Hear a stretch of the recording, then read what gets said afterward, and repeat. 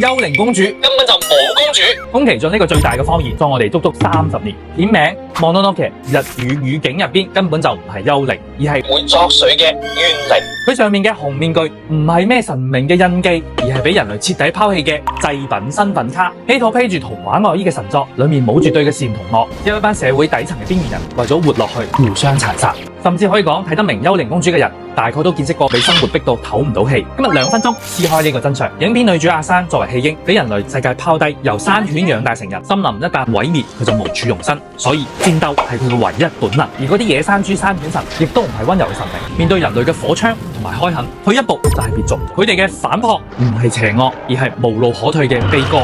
喺另一邊，人類嘅陣營一樣係絕境。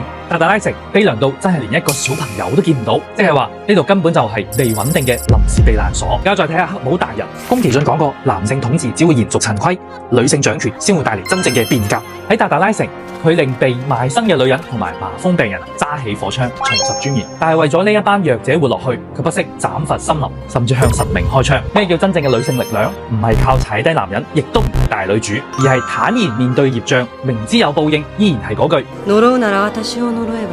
當弱者爭取生存權，兩邊都只係想活落去。呢場仗冇真正嘅壞人，亦都冇真正嘅贏家。最慘嘅係夾喺中間嘅阿直達卡，佢背負嘅詛咒喺日本嘅傳統係洗唔清嘅奇亞嘅。想做一個調停者，結果兩邊都唔討好，即使去到結局，詛咒都冇完全消失。呢個設定正正影射緊現代人嘅大傷生存，即係你明知自己俾高壓、焦慮、內耗磨損到要犧牲自由同埋健康，但依然要繼續活落去。Ikiro 亦都係呢個電影嘅宣傳語，唔係熱血嘅雞湯，而係沉重嘅承諾。我未痊癒，只係帶住傷繼續活落去。人生未必有完美嘅大團圓，但係只要繼續堅持落去，就一定有希望。Ikiro，一生懸命，行きましょう。老規矩，留言欄呢一張解讀卡，記得 follow Benny，分享俾你更多動漫小驚喜。